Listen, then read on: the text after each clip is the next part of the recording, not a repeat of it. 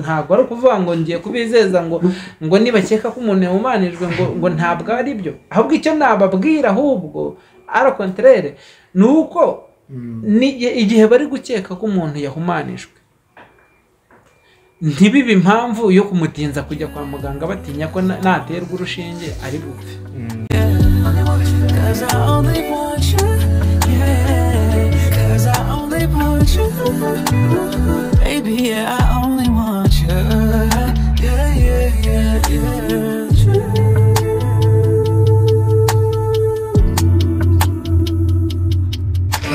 tubahe ikaze muri channel yacu Ubuzima TV.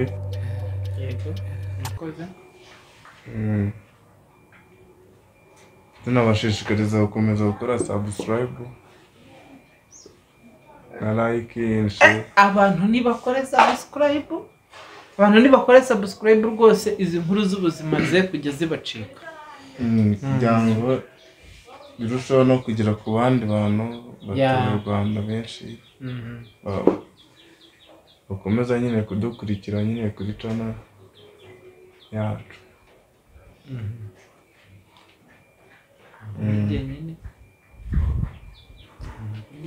Ntabwo ni njyenyine hano, ndi kumwe n'umuganga inzobere mu bijyanye n'ubuzima,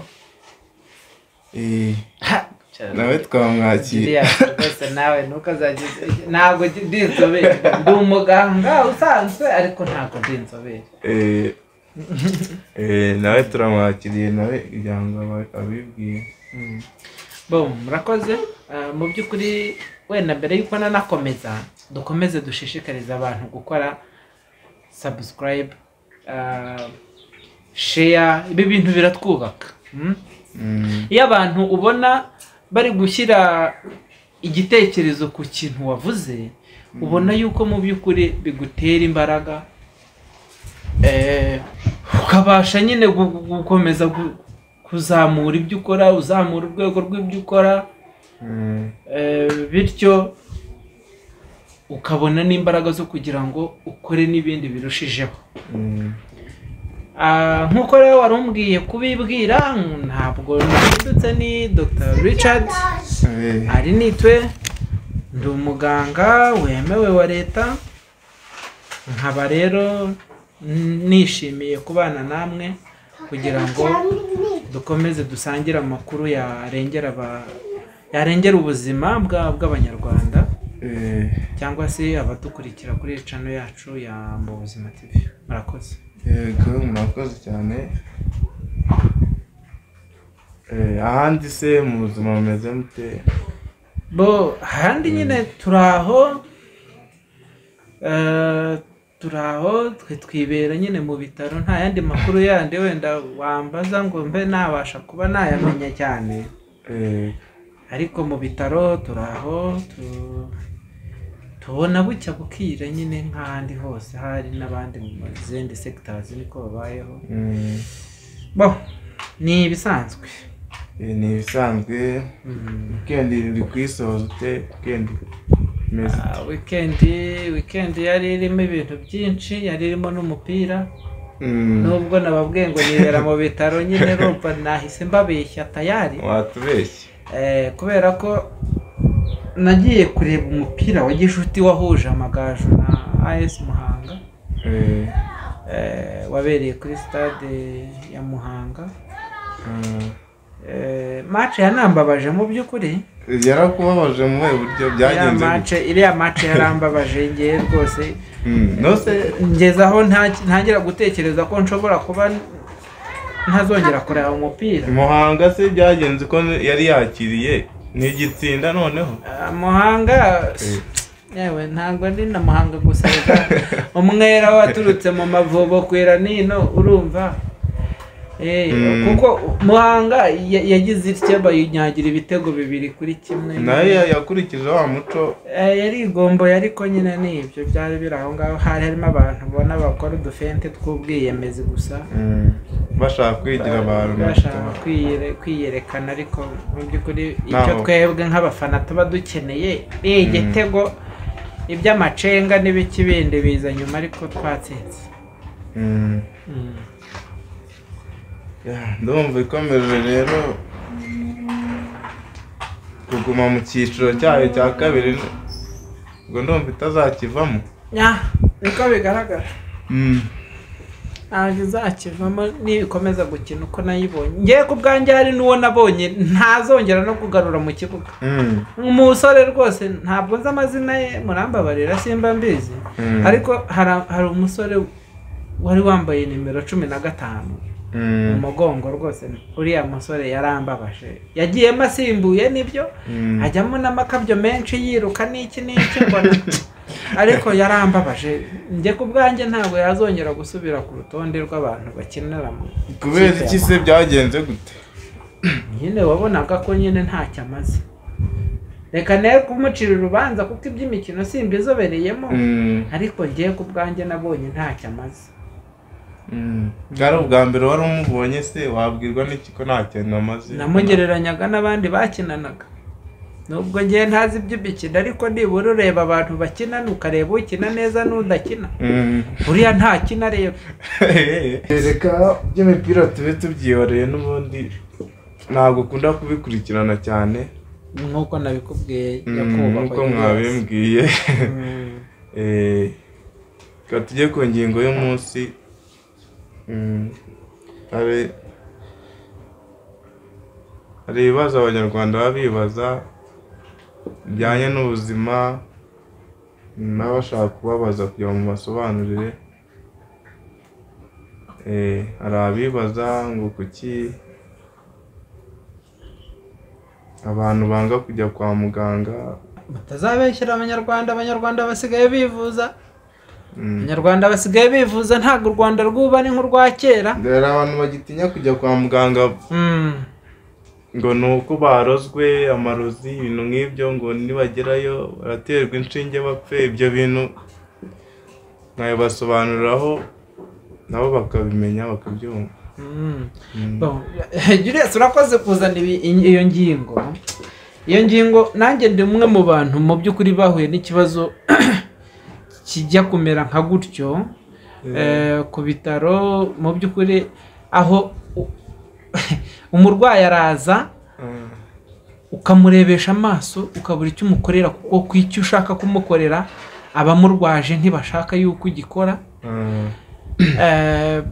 sinzi aho bikomoka mu by'ukuri, ariko njye ntekereza ko ari mu mizi y'umuco wacu, wenda hari bishobora kuba bikomokayo. icyakora mu nyemerere mbanze nisegure ibyo ndi buvuge ntabwo ari uguca iteka cyangwa iki, cyangwa ngo ngire uwo ncira urubanza, ariko ngewe ndatangiye ibitekerezo byanjye uko mbibona n'igishobora kuba kibitera. ndabanza wenda ntanga urugero. murabizi abaganga kenshi dukunda gutera utuntu tw'uturaka n'iki. hari ahantu nari nateye akaraka narayizamu banzanira umuntu ahagana nko muri za saa 8 saa 7 z'ijoro gutyo. umuntu mu by'ukuri nkabona ararembye, nkabona afite ibimenyetso by'umwuma, nkabona yari afite ibibazo byo gucibwamo, afite n'umuriro. nkabona ko mu by'ukuri mu byo ndi bukenere kwifashisha kumufasha cyangwa se kumuvura, ndabanza nibura musubiza ayo mazi yatakaje, ko mu byo nabonaga ko yari yatakaje amazi menshi. icyabaye ni iki? mu gihe nashyiraga ibikoresho hamwe nanavugana n'umuforomo twari turi kumwe kugira ngo turebe ko twamufasha, abarwaza barabyanze. babonye twegeranya inshinge, twegeranya amaserumu, twegeranya imiti yindi yo kumutera ishobora kumufasha kugabanya umuriro n'iki, abarwaza barabyanga. ubwo umurwayi yari yahageze ryari? yategereje kuva mu kandi ikindi kiraga saa 8? oya, urumva hari ukuntu bakoze nk'amanywa ahantu aho usanzwe ukora ukiyakira nyine nk'akaraka, ahandi hantu ukajya kuhakubita akazamu kugira ngo urebe ko nyine hari ikiyongera mu kubigana mu mufuka. ibyo ni ibintu baganga tubiziranyeho, ganga rwose turabikora ibyo. ntabwo nabitindaho, ariko uwo murwayi we yaje asanga ndi ku izamu aho ngaho muri ayo masaha nababwiye nyine saa 7 saa 8 gutyo. noneho arangije araza, ariko abarwaza nk'uko nari maze kubibagarukiraho banga yuko mutera imiti. abarwaza mbashyira ku ruhande, ndabaganiriza, mbereka ikibazo umurwayi afite, baransembera. yanze kumutera imiti kuzihe mpamvu ibyo ari byo byose ngira ngo nkeka ko bihuye n'ibyo mwari mwambajijeho bijyanye n'icyo abanyarwanda baba batekereza mu by'ukuri. Nyuma yo kuganira nabo nibwo naje kumenya yuko bakeka ko umuntu wabo ashobora kuba yahumanijwe, kuko bo baravugaga bati umwana wacu yari muzima ameze gutya na gutya, ariko ageze ku mugoroba atangira kuruka, atangira ati turatekereza yuko yahumanijwe, ati rero n'umutera urushinge turatekereza ko ari bupfe. Amba ndumirwa ndavuga nte niyo mpamvu nkomeza kubitekerezaho. Sinamwe bwa mbere nari mbyumvise, ariko mu by'ukuri nari ntarahura n'icyo kintu nanjye ubwanjye kugira ngo kingereho nyine ku buryo kimbuza gutanga serivisi uko nabyize uko mbizi mu rwego rwo kurengera ubuzima. Byabaye birebire rero ku buryo nyine byabaye ngombwa yuko dufata umwanzuro wo gufata icyemezo kirengera ubuzima bw'umwana, kuko niyo ababyeyi baba bafite uko babyumva, bafite imyumvire yabo, hari aho bigera nyine tukitabaza izindi nzira zidufasha kurengera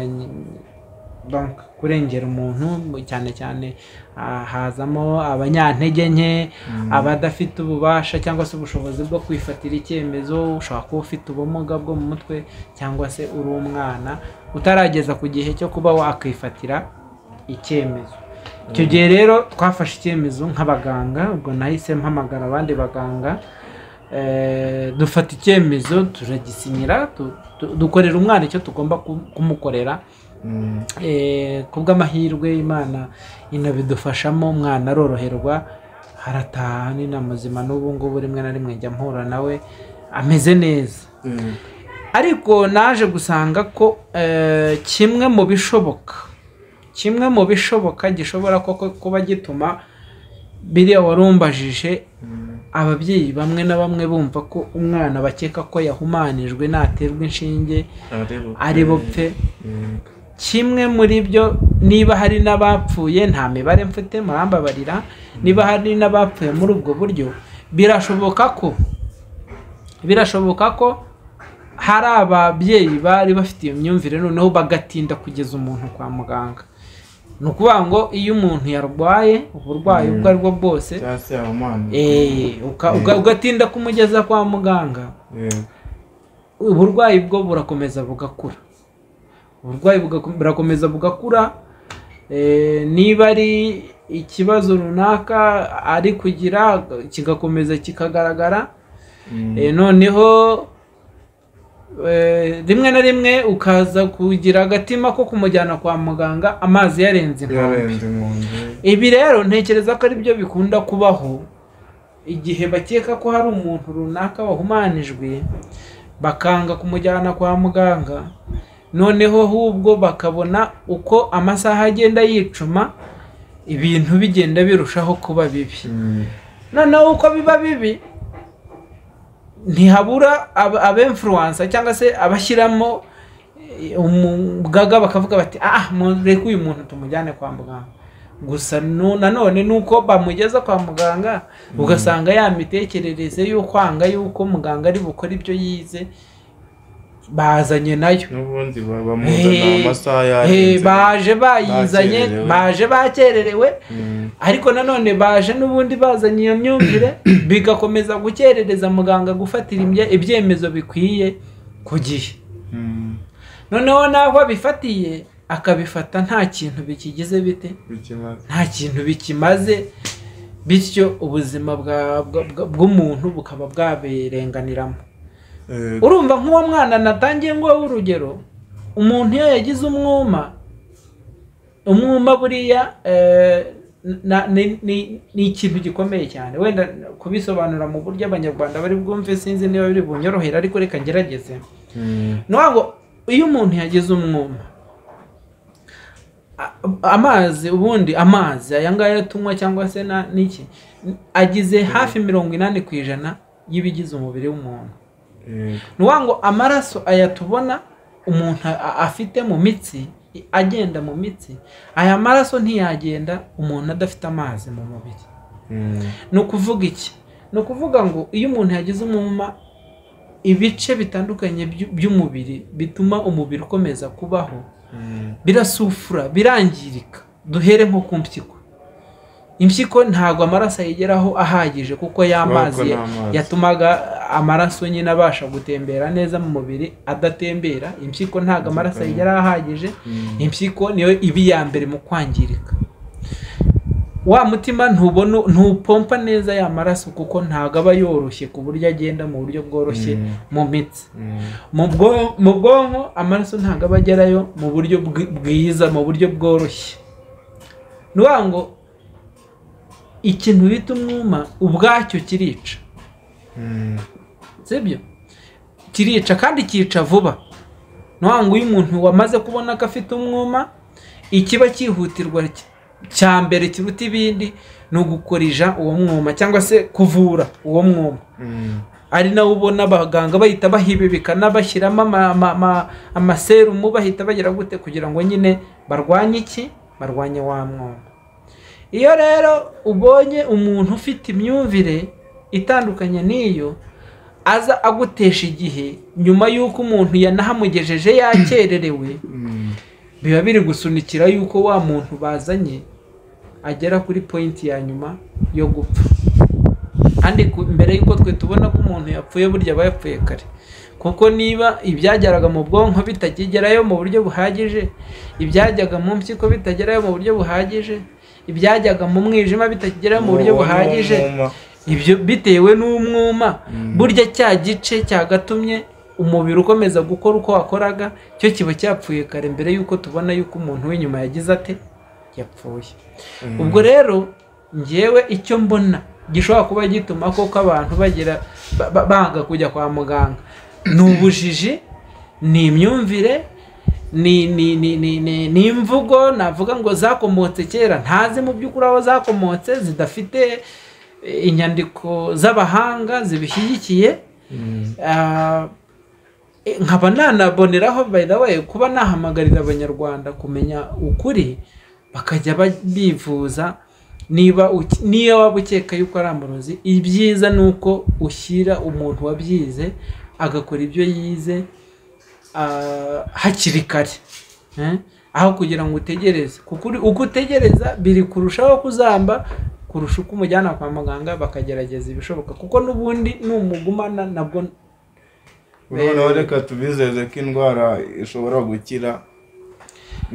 Ntago ari ukubizeza juste pour kubizeza, kuko kwa muganga ntabwo tuvura indwara zose. Hari n'izo tureba tukababwira tuti izi ntizikira, genda wibanire n'uburwayi bwawe. Ntago ari ukuvuga ngo ngiye kubizeza ngo nibakeka ko umuntu yahumanijwe ngo ntabwo ari byo. Ahubwo icyo nababwira ahubwo au contraire ni uko igihe bari gukeka ko umuntu yahumanijwe ntibibe impamvu yo kumutinza kujya kwa muganga batinya ko naterwa urushinge ari bupfe.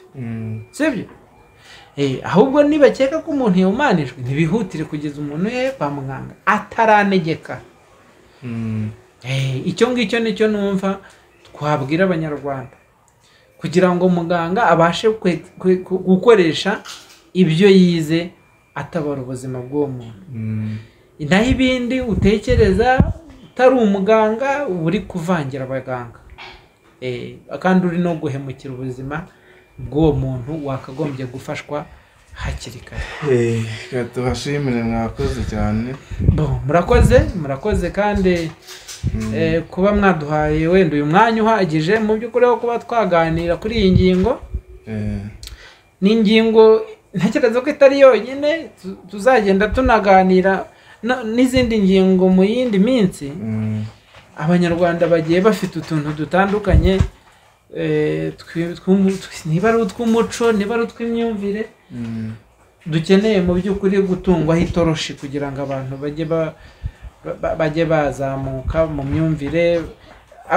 Simpakana ko abanyarwanda twajejutse, abanyarwanda twarajejutse, hari aho twavuye, hari aho turi, ndetse hari n'aho tubona tugomba kugera mu ngeri zitandukanye. Iki gisata cy'ubuzima rero nacyo ntabwo kigomba gusigara inyuma.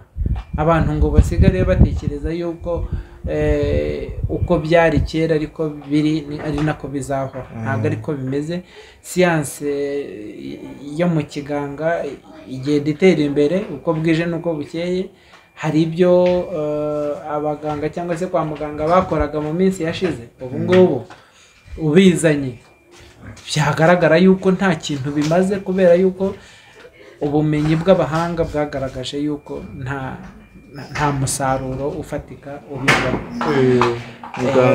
rero murakoze rwose murakoze cyane reka duseze no ku banyarwanda tubibutsa gukora subscribe n'abaganga kubibutsa kudukurikirana kuri channel mu buzima TV tunabibutsa kudukurikirana ku rubuga rwacu rwa www.mubuzima.com. Okay, ndetse ntitwabura no kubwira n'abafite ibyo bashaka kwamamaza nabo baze tubamamarize rwose kugira ngo tunabibusha kwandika muri comment mugira icyo mubaza muganga basobanurire icyo ushaka kumubaza basobanurire. Murakoze cyane. Murakoze. Sawa.